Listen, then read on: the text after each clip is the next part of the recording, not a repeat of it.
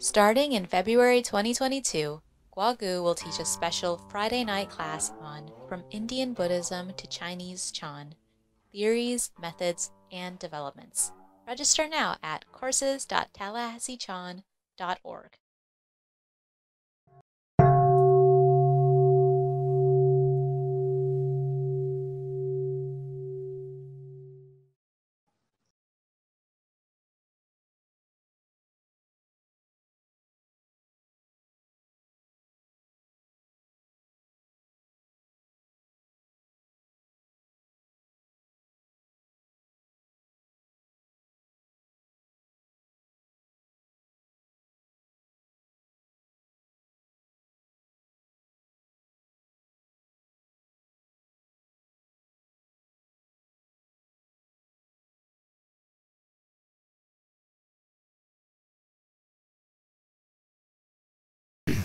Of a long poem written hundreds of years ago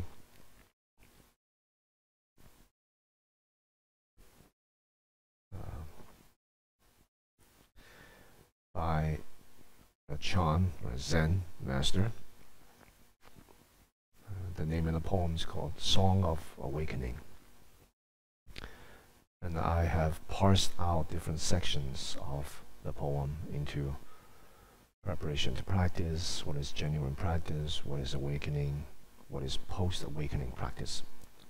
So we're on post-awakening practice. Awakening in Buddhist, for those of you who are new. How many of you are new? Okay, welcome. For those of you who are new, the videos of the previous talks are online. So we're on the section, continuing on the section on post-awakening practice. So this is quite advanced. If you don't understand something, you can refer back to the previous talks. But I'll try to make it accessible. I always try to make it accessible and bring it down from the clouds to daily life. So let me read you the passage for tonight. And this section is really dedicated to those people who believe that they're awakened. Okay, it's dedicated to people who have some spiritual insights. The text goes, "The truth cannot be set forth, and the false is originally empty. Put both being and non-being aside. Even non-emptiness is empty. The 20 kinds of emptiness cannot be grasped. All the Tathagatas, Buddhas, are of one nature, and its essence is identical." So this section talks about emptiness. I won't be talking about all the 20 different types of emptinesses. I'll allude to them. There's some of them. So the first line is, "The truth cannot be set forth. The false is originally empty." What is the truth? What is the false? The whole world is trying to establish this. Philosophical systems, religious traditions compete with one another, one up another, or orthodoxies and heterodoxies are established to destroy the false, to hold up what is the truth.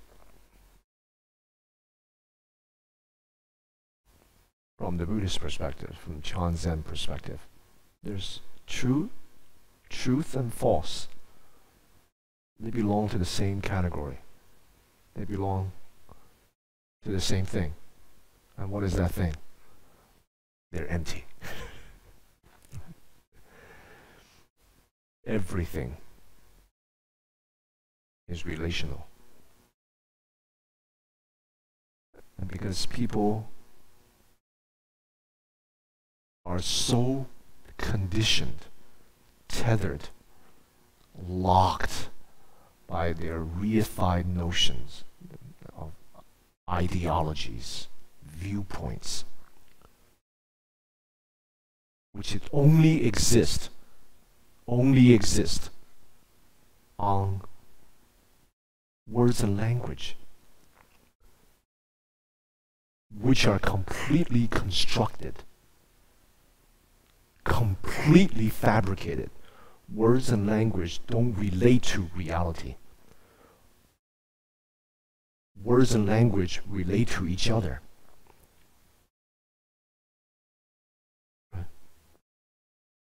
It's not that, some signifier referent cup actually refers to this thing. No. This thing has no name. This thing, cup, is made up of non-cup. Cup is made up of non. Where can you find a cup in this thing? Can you find it in the cap? The water that it contains? Where's the metal of the cup? Or maybe the little plastic part? Oh, maybe it's everything come together in the part. So, cup is schizophrenic. Cup is all these things. I remember one time, as a novice, our center was in just outside of Manhattan. I used to take the R train to go to Manhattan to do some task, something. Take the subway. Sitting quietly, minding my own business, try to lay low, in my robes. People have all kinds of reaction to robes. Some people walk by me, "Hey buddy, Halloween's over." It's like, alright, thank you. From that extreme to, one time I was at a place off in the 40s, 40 something street, off Fifth Avenue, this print place. Very nice building, very rich people. Go in there, elevator, I'm in my robes. So from Halloween costumes, this woman comes in. So, "That robe, you're so beautiful. You're such a beautiful person. What are you?" I'm like, I just try to lay low. In a subway. This little boy. A lot of people come to New York City. You know that they're tourists. The New Yorkers, just spot them out. This father and the son, they're kind of visiting. The kid is very young. So, "What is this?" It's the subway. "What's this?" That's a poster. "What's this? What's this? What's this? What's this?" The father keeps on pointing out, "What's this? What's this?" And the kid got. Have you guys heard me talk about this story? No, really? This kid started to cry. It was his first time on the subway. After he asked, "Oh, what is this? What's this?" The father's like telling him what this is, what this is, what this is. And then the kid started to cry. The father's like, "What's the matter?" I'm just relaxing, grounding, but I'm hearing this. And the kid says, "There is no subway." I was like,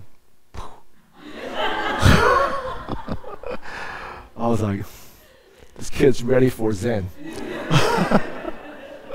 Subway is made up of non-subway. Everything else made of subway. I was like, dude, your son. So, what is truth? What is not true? What's true for you is not true for someone else. What's true for one religion is not true for some other religion. what's true for a philosophical tradition is always debunked by another system of thought, philosophical system of thought.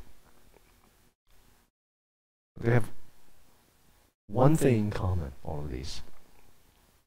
It's all founded on words, construct. I mean, we can call this cup, I can just call it goo goo gaga. If all of us have a consensus, this is called goobla, then it's a goobla. So which one is it real? Is it goobla or is it cup? Truth and false. Words. Because of words, we give rise to concepts, views, narratives, stories, and ideologies. And because of our self-referential attachment, me, I, mine, it's bound to clash. There is no peace. There is no freedom. Now, all of you understand this, but it's another thing at the working end of Chan practice, Zen practice, that we must embody this. We must examine to what extent are we tethered, locked, bound, or to what extent are we constantly reifying notions? Someone call you a name.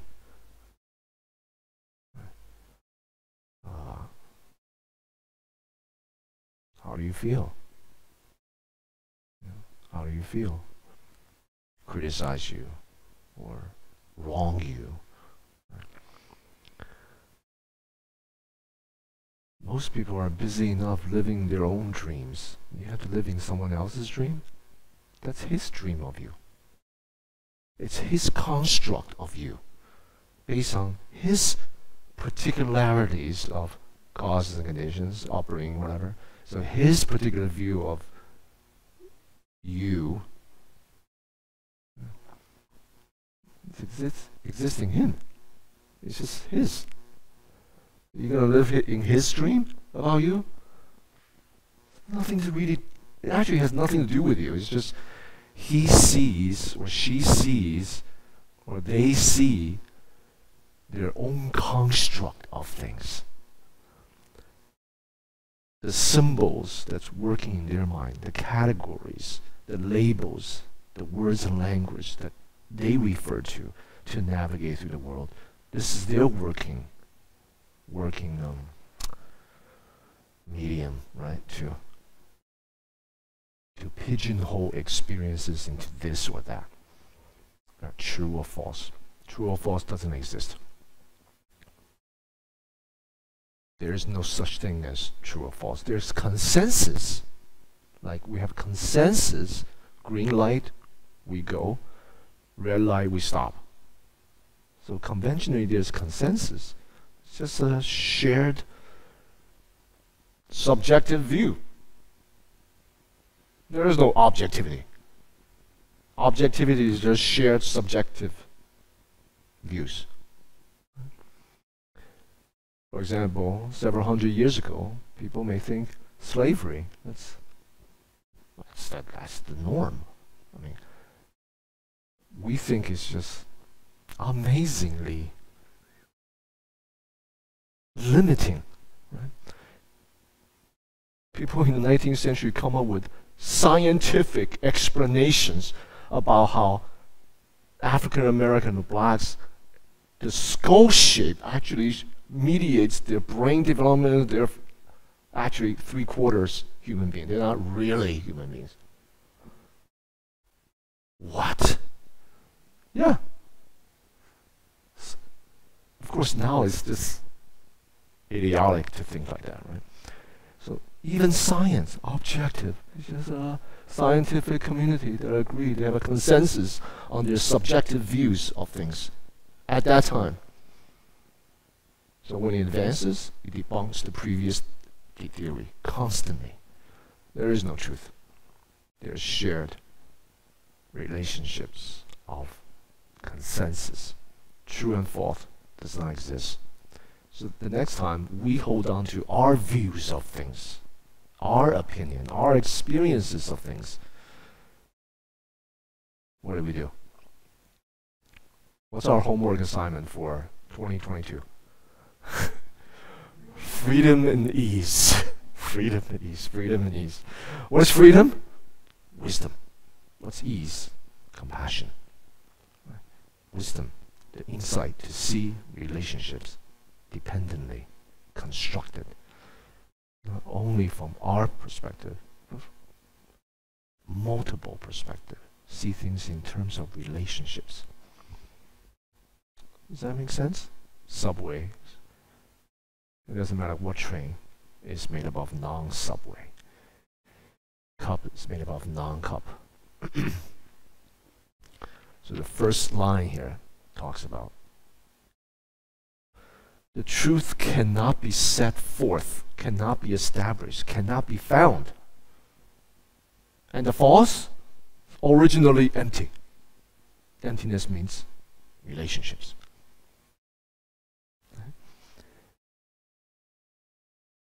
Good and bad, it's the same. What's bad in one circumstance may be good in another.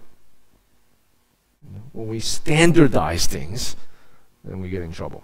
It's not to say standardized things are useless.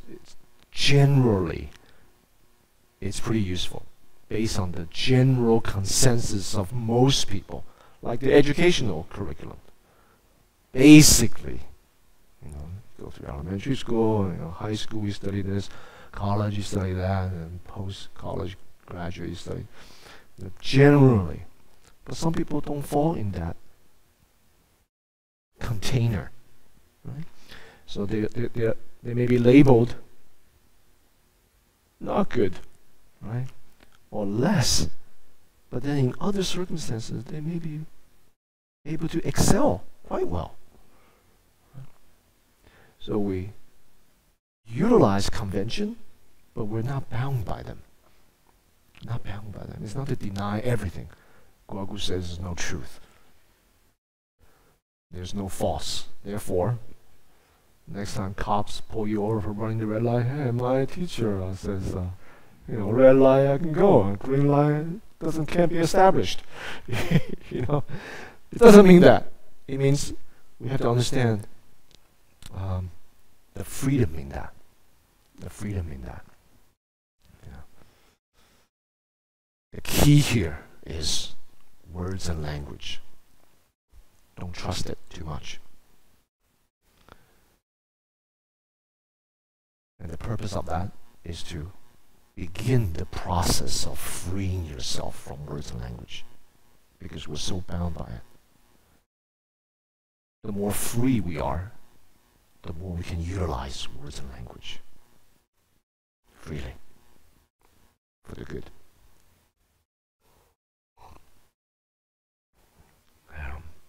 Second line. Put both being and non-being aside. Over here, being and non-being, it's a translation, could also be rendered as existence and non-existence. Presence and absence. Put both of them aside. Even non-emptiness is empty. The first part, existence and non-existence. That's another way that we compartmentalize, categorize our experiences, so it's somewhat manageable. These containers that we use, presence, absence, existence, non-existence. Actually, they mutually construct. They interrelate. They can't exist by themselves. And also, they're also bound by words and language, notions and ideas. But the extent to which that we're bound by them really brings about sometimes suffering. People that are no longer existent, right? Passed on. We feel great grief. We cannot see them, hear them, touch them anymore. But when we have this idea, when we live in such a container, we actually cut off the relationship that we have. We don't actually see in terms of relationship, because relationships that we have always evolve, always continue. Even those people in our lives who are passed on. This relationship, the imprint, impact that they have left on us, and our reception of it, the way we work with it, the way we understand it, continue to change as we grow and mature. So recognizing that things don't end non-existent, and things has no beginning. At this point they exist, and prior to that they don't. Then when we recognize this is boundless gratitude, experientially, boundless gratitude. But what brings, what life has to offer, and how life unfolds in our lives. Things that don't exist, people that don't exist, the relationship continue, and we can still learn from that relationship. This past retreat, we just had a 7-day retreat. This past retreat, a retreatant was telling me during the consultation, one-on-one consultation, that he has such a great impact of the passing of his father. But very soon, his wife gave birth to his son. So that juxtaposition of non-existence, and people grieve and cry, and all that is quite normal, because we're in that relationship. Right? And then suddenly, new birth, human being coming out of his wife, and everyone congratulates. So happy. That juxtaposition is, he's still working through the loss, and then the gain. So that brought him to a greater appreciation to his spiritual practice. What is gaining? What is losing? What is having? What is lacking? What is existence and non-existent? Do things end? Do things have a beginning?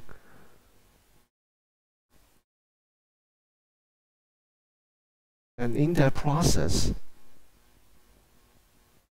experiencing them expose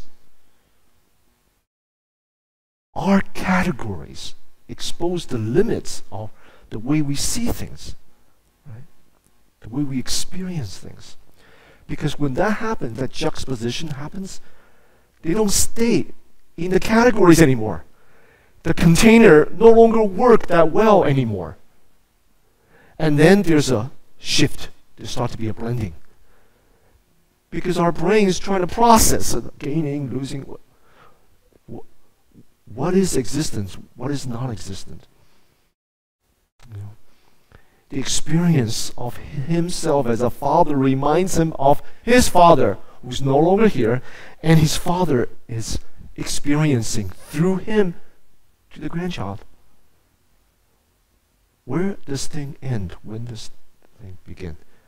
And meanwhile, he's a reflexive guy, so he's experiencing the falling away of these categories. Greater insight into what is.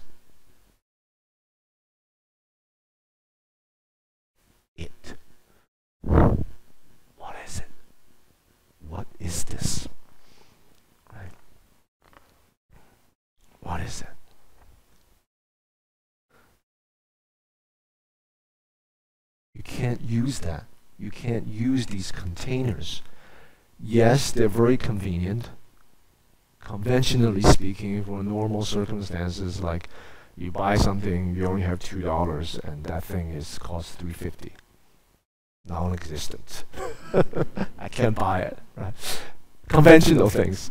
But because of the $2, maybe you work harder and then you have more, and now you can buy things, right? Or $2 is related to non-$2, right? $3.50 is made up of non-$3.50.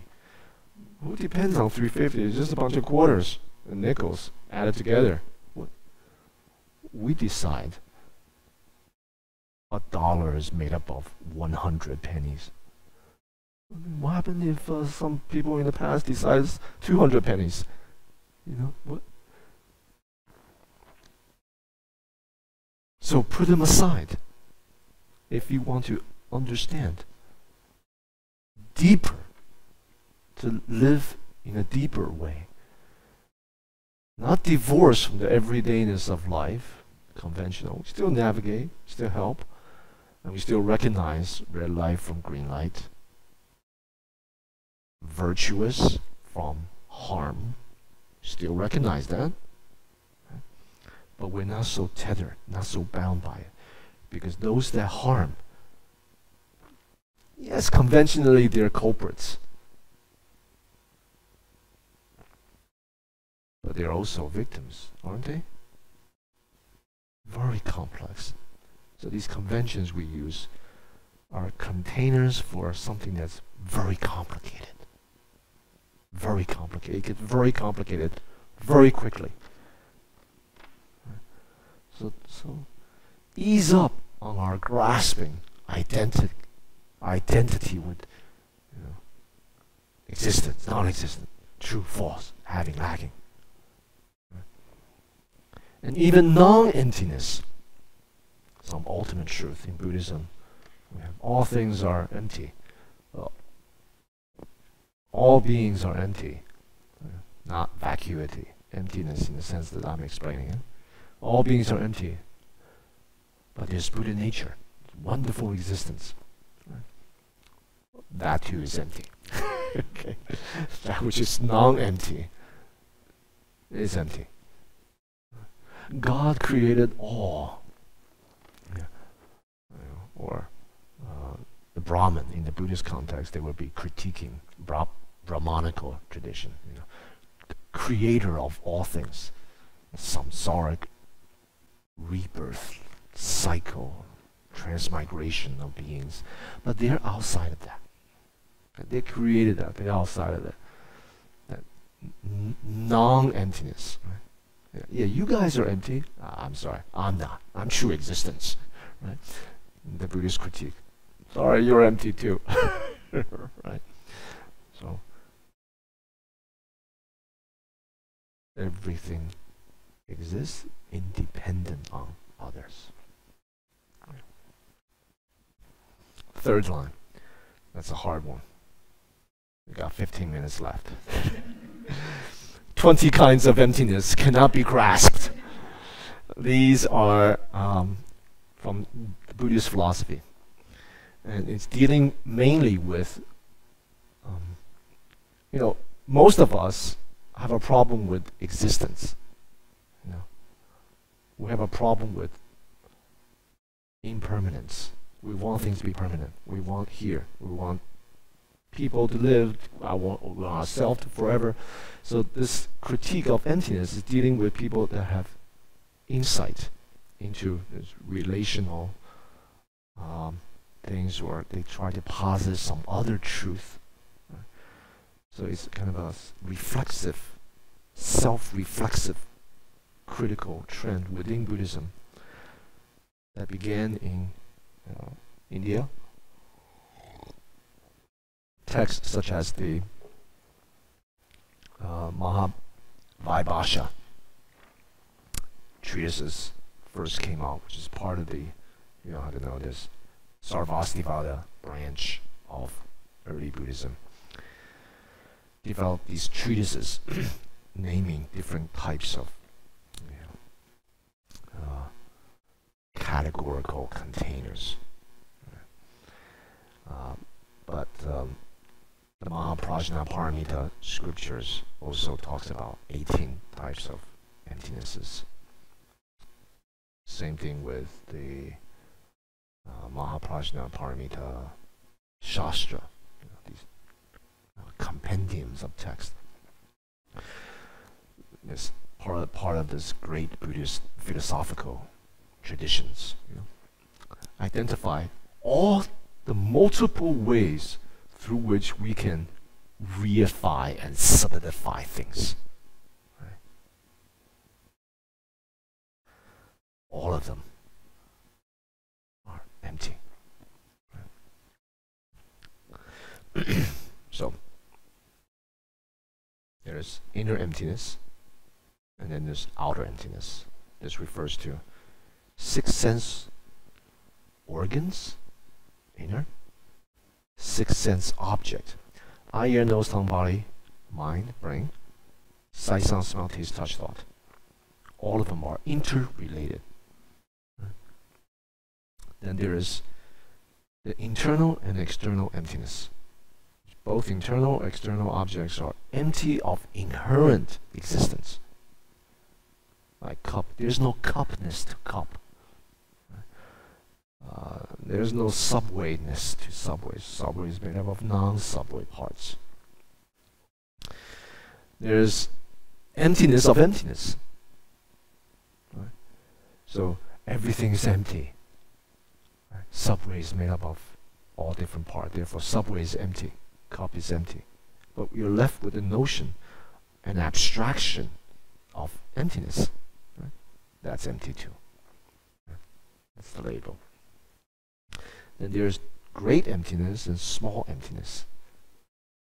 Great emptiness refers to the Four Noble Truths, the great teachings, 12 dependent chains of origination, how we come into being.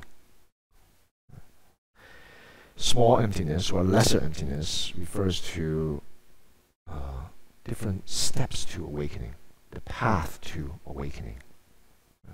The path is empty. So beginning here, they start to deal with practitioners' insights. Because along the path, people can have all kinds of insights. Very often I get emails or some other means. Now there are more means to reach Guogu. Get him, pigeonhole him, trap him down, and send me these things. Right? Want affirmation of their spiritual awakening. Anyone who believes that they have experienced something from the perspective of someone who's actually experienced, not intellectually, but embodied, seeing the freedom that I was talking about, awakening. To talk about awakening is really, really silly, right? Because they have long gone beyond the limitations of words and language. That's like baby steps, right? The first steps to practice is to challenge and question the extent to which we are bound by words and language and all the ruminations and constructs that we create that define who we are. We allow it to define our happiness. So words and language are long left behind. Because words and language by their nature is to reify, discriminate, separate, identify. Right? This is a kind of a game. Right? So limited for something that has so much vast potential, so much freedom everywhere. So for someone to talk about awakening, there's this podcast that want to interview me about awakening. I said to her, it's pretty silly to talk about awakening because you reify into a thing, and then that. So what does that thing do? usually it inspires people to go after it. You know? It doesn't exist. Experientially, yes. But not in the way that we conceive of it. You can possibly imagine it, think about it, ruminate about it. It's completely different. Right? So, this abstraction, emptiness of emptiness, is something that many people cannot get over. Yeah. Why? Because those words, those concepts and ideas are linked to them, to experiences. Like cup, it's actually linked to this. They don't challenge the limitation of words. Even rhetorically, they may, no words can describe it, unfathomable. But let me tell you about my experience. So for a person who has experienced awakening, it's almost like their relationship to things are rewired. There's so much freedom that they see. So emptiness. From here on, start to critique those people who have some embodied experiences, some insights, some so-called spiritual awakenings.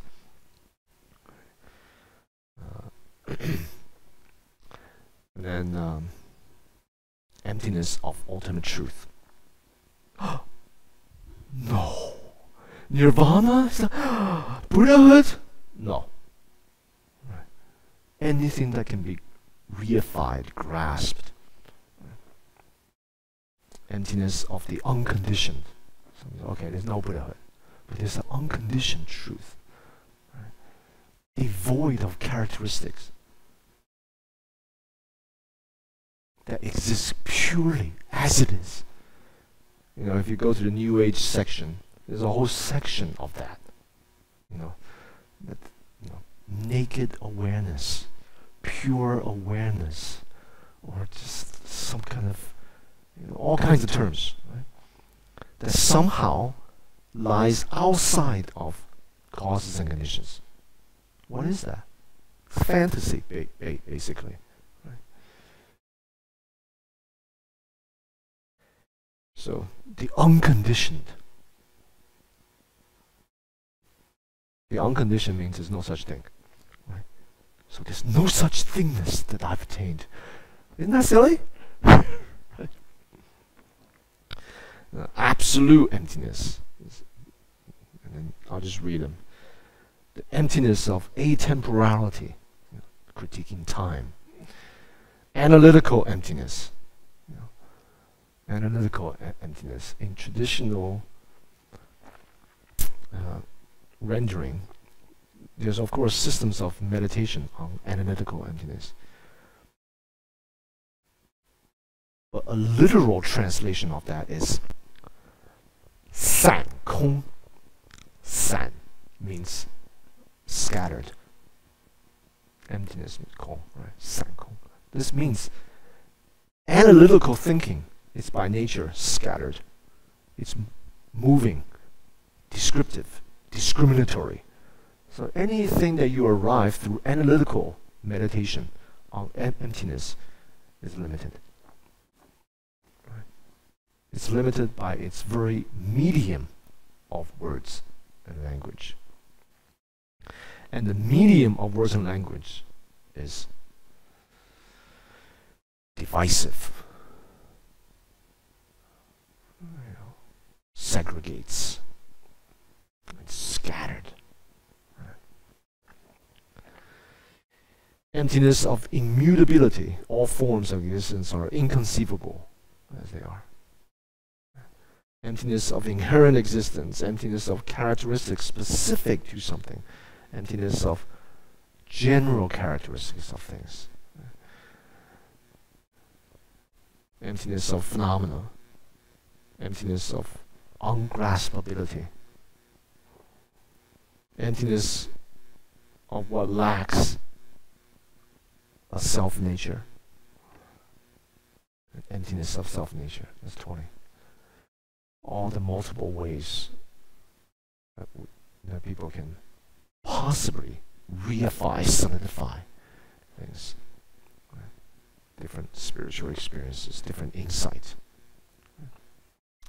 What's the usefulness of these philosophical traditions naming this out? There is some use for it, because if people are not, especially folks in the Chan Zen tradition,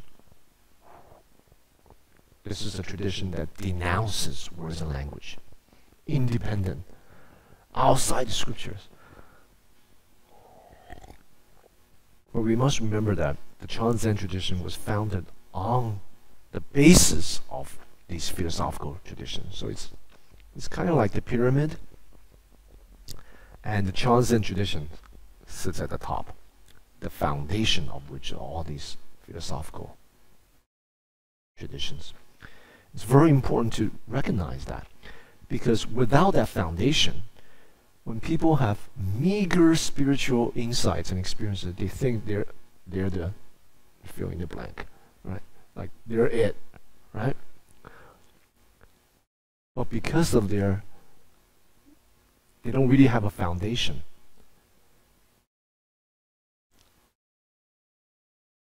Of such teachings as this, 20 different types of emptiness, identifying all possible forms of attachment, of reification, solidification, including spiritual insights and experiences.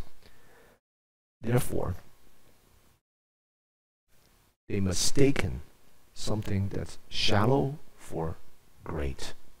They mistaken shallow insights for complete penetration. So the benefit of understanding doctrinal foundations is to understand the nuances and the profound depth of all the signposts of possible subtle forms of attachment.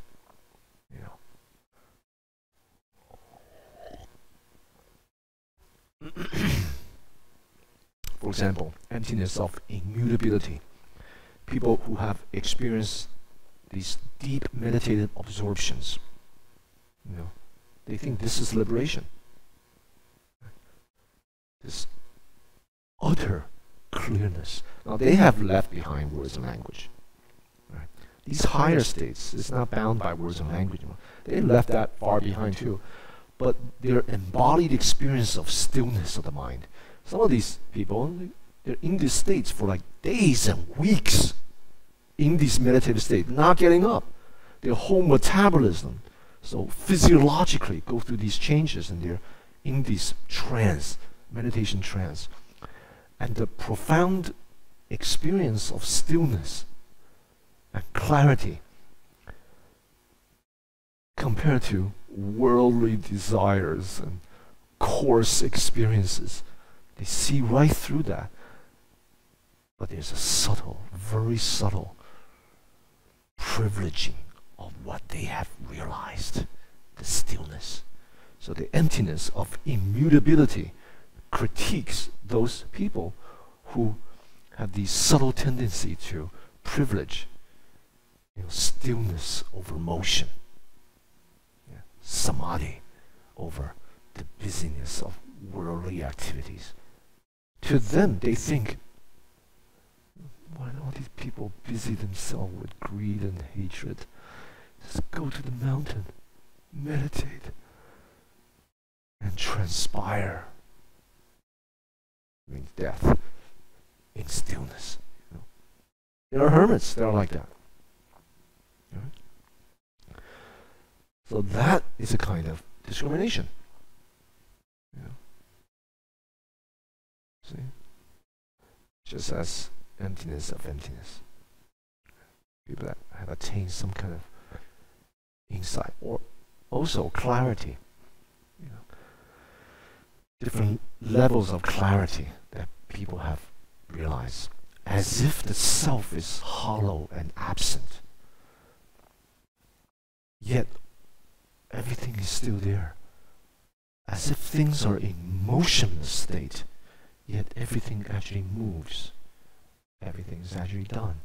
Now, that's some profound state of clarity. Yeah. Things are not moving, things are not touched, yet they're done. They're accomplished. You know. So the ordinary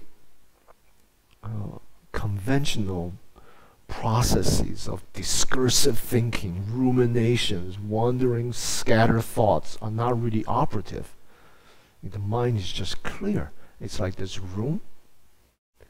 Now all of us, when you come in here, you see just furniture and people and cushions and so on. Right? But what if one day you're able to tap into the spaciousness of this room? It is the openness of this room that allow for furniture, people, and cushions to be. Right?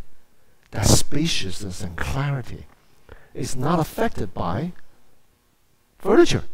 It doesn't matter how much stuff we load into this room, it doesn't really affect the spaciousness, nature of this room. Does that make sense? Now, some people may have these powerful experiences, but they have residual attachments to it. That means their insight is not thorough enough. And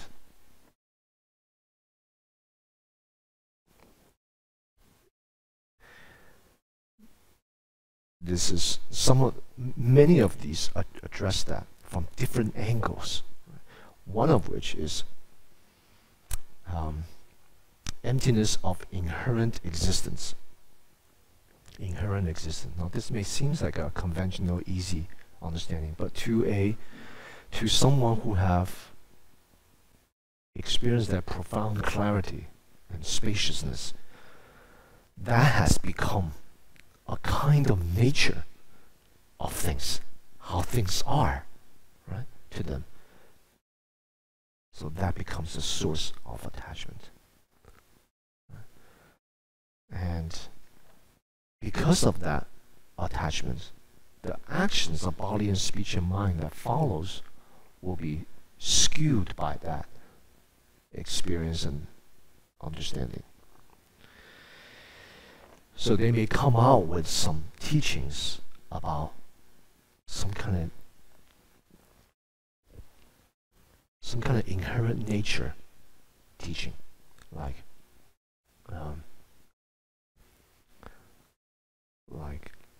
everything is just spaciousness. That's the truth of each and every one of you. Sounds like Buddhist teaching, right?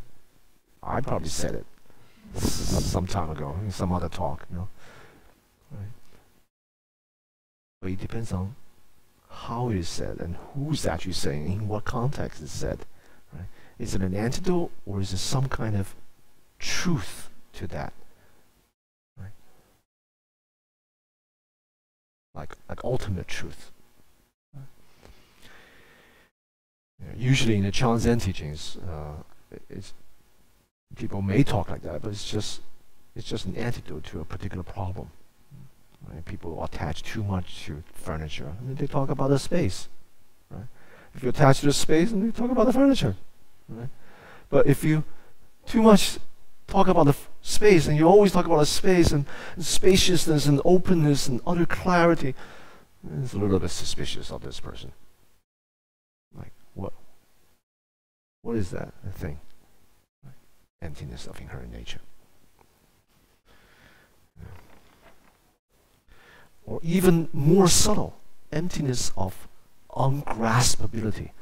Now, the Diamond Sutra, and as part of the Mahaprajna Paramita genre of scriptures, they often mention the truth and wisdom as ungraspable. Ungraspable. But this can used wrongly because it's just an antidote, right, to people that grasp form and sight and sound and smell and taste, touch, and their own ruminations, opinions, views. So we talk about emptiness, right? Ungraspable.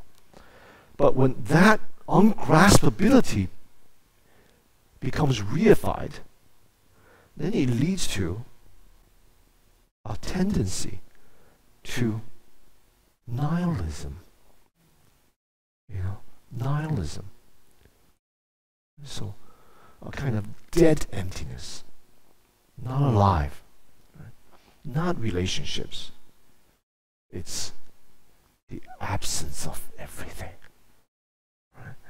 So, all these very subtle, and now this may sound intellectual to many of you, these kind of transcendent experiences. They're just words and language, but for those people who have experienced it, it's embodied. They've actually experienced this, right? So,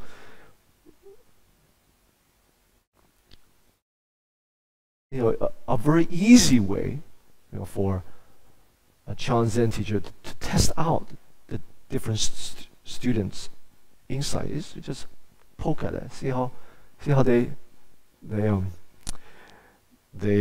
attach to it. One time, Wu Men Hui Kai, the editor of the Gateless Barrier, he has some powerful experience. First approached the teacher, and the teacher said, "What have you experienced?" And he says, "I don't know what. I can't remember what he says." He gave a shout like, "God!" The teacher said, "Well, the shout is empty." And he shouted again. And then the teacher said, "That's empty too." And then he shouted back even louder, until something transpired in him that suddenly he dropped everything, genuinely dropped all his attachments. So these kind of things,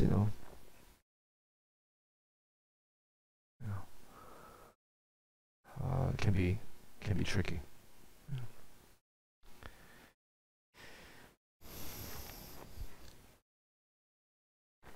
All the Tathagatas are of one nature, and its essence is identical. What is that essence?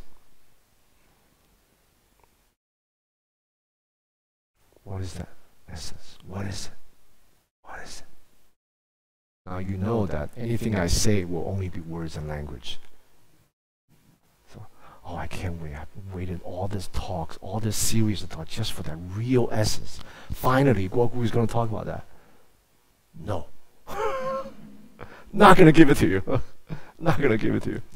As soon as I say it, it's going to attach to it. Right? So, what is it that's beyond words and language? What is it that's the emptiness? Not only is it ungraspable, unattainable, yet the emptiness of unattainable. What is that? What is it? What is it?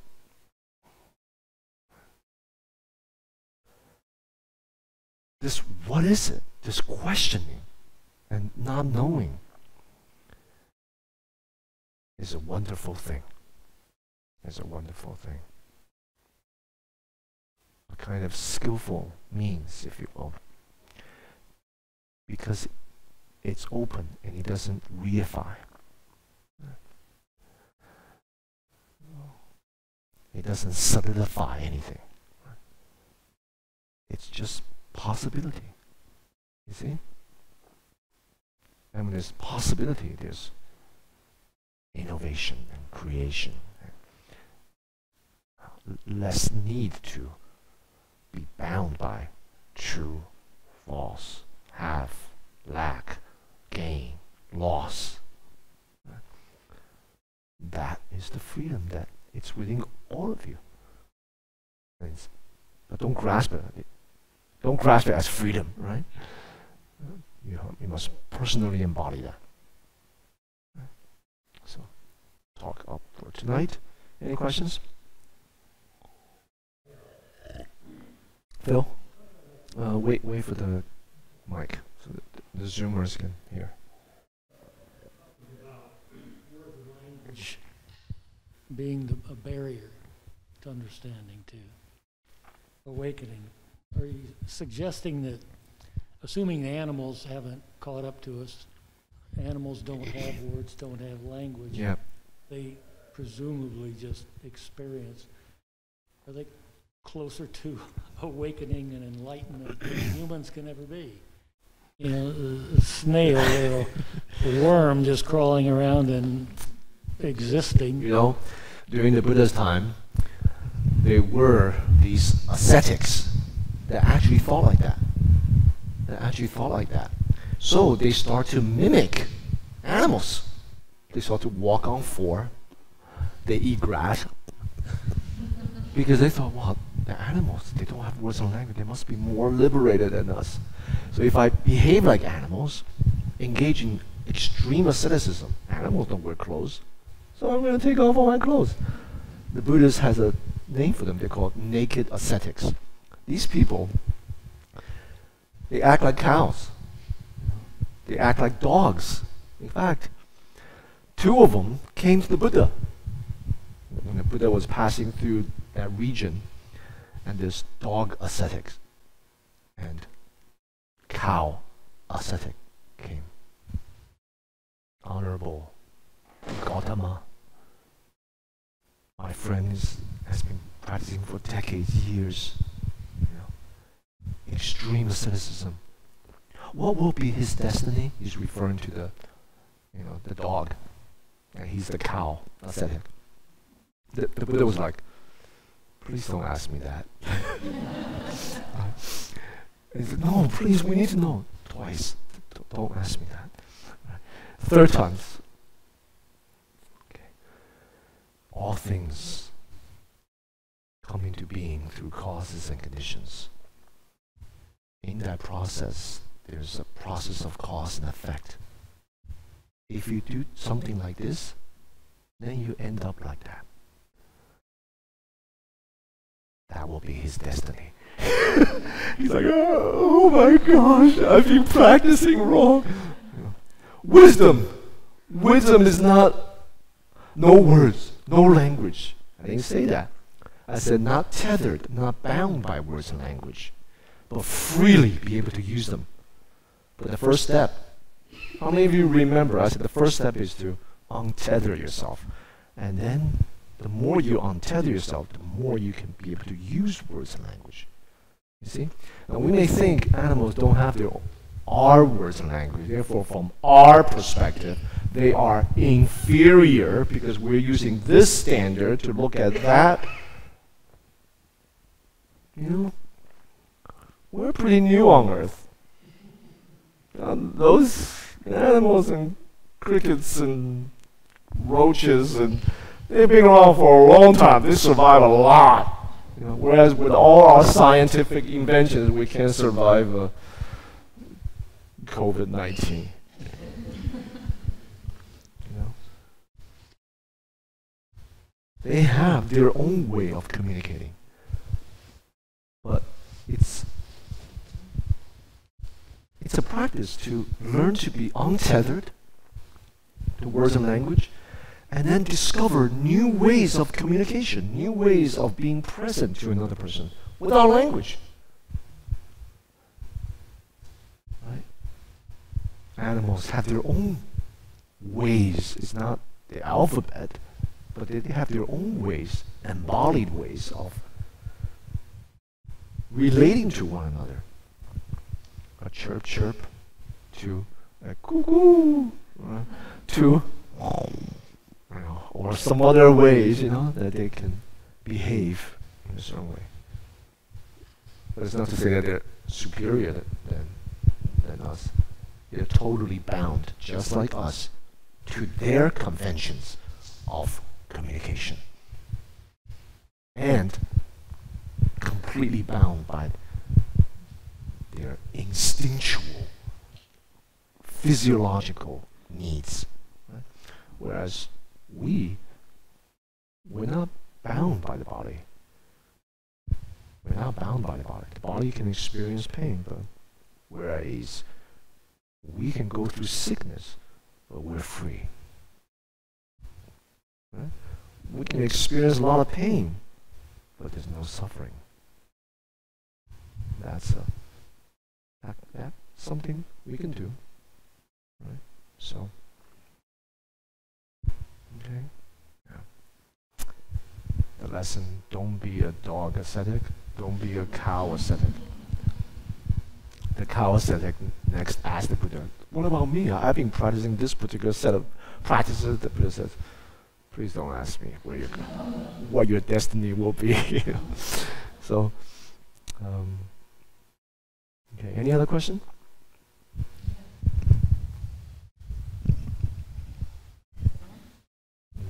If there's a red, green light, then push up. I attended the online retreat, and it seems like everyone there has like a primary method, and they have great confidence in their method.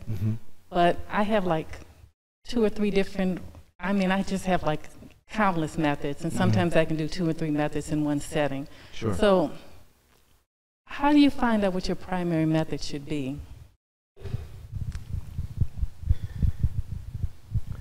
The easiest way is to ask a teacher. Right. Next, if you don't have a teacher, you, through using the method, gain some personal experience to understand what works for you, what doesn't work for you. Right. Generally speaking. And then you make that into your primary method. One method. And then you reserve the others as supporting methods. Meditation method. For example, one may be using meditation on the breath primarily, but that particular day, the mind is very scattered, is racing, and they can't settle down. And they can use maybe loving kindness or some visualization. But that's not their everyday basic meditation method. So one primary, and then maybe a couple secondary. But it's very important to avoid doing this. You know, using this method. That's very good, but today doesn't work. Let's try that. Third day, try this. Why? Because it's like having a bunch of keys. You're trying to get through a door. You have like 10 keys. Just because it doesn't work, and then you keep on switching key, thinking that there's got to be one key that's actually going to work for me. Things don't happen like that. Things don't happen like that. Because our psychosomatic conditioning continue to change every day. Right? So therefore, you know, there's not going to be like one method that can work for every day. You know, because your conditions change every day. You have one basic method, right? But sometimes you need to have auxiliary kind of secondary method to make adjustments. Does that make sense? Yeah. That's one pitfall. Another pitfall is methods are meant to be used to expose our shortcomings, our limitations. So we learn to use the method to navigate, to learn how to use the method.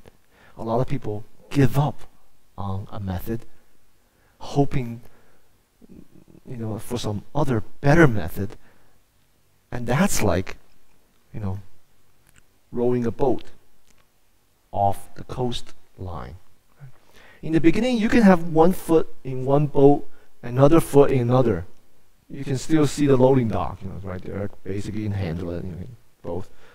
But once the boat start going, you'll be in real danger. You can just fall right between the boats. You can fall right down to the ocean. You really have to learn everything about this boat according to the waves. How to steer. You see, how to navigate, how to work with this boat. Then that will reveal your own weaknesses, shortcomings, and potentials. You see, you learn your resourcefulness. So a method is something dead. We make it come alive. Right? So if you don't stick to one method, every time you reach a plateau, you go somewhere else. And in the beginning, it always worked better. Why? Because it's novel. You change the method. The mind is more interested, so you can stay with it. But that's not true concentration. It's just because it's novel. It's a new method you're trying out. Right? And you still hit the same plateau. And then you try something else. And then it's novel again. You try that. Stick to one. You learn to work through the difficulties. Then you learn. Then we actually improve as a meditator. And our minds actually develop true concentration and true clarity. Do you know what I'm saying? So these pitfalls. So generally, one main method, a couple of supporting ones, or occasions. It could be within one period of sitting. Because something happened within us during daily life, so you can't set up. But basically, you should have just one. So you really understand that method, how to use it when you're tired, how to use it when you're excited, how to use the method when you have a little more energy, the type of agitated energy, how to use it when you have low energy. So you really learn to navigate. So the skillfulness as a meditator comes from sticking with one as opposed to giving up and trying something novel all the time. Does that make sense? Yeah. Okay, we'll conclude here. We've gone over time. Until next time. Thank you.